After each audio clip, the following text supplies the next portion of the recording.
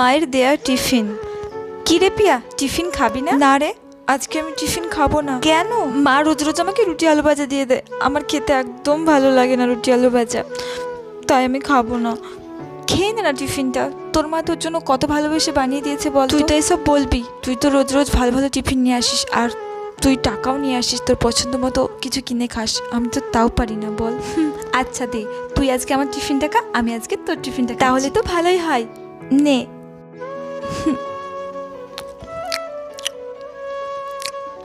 কিরে, তোর রুটি আলু ভাজা এত ভালো লেগেছে? তোর এই খাবারে মায়ের ছোঁয়া আছে তাই।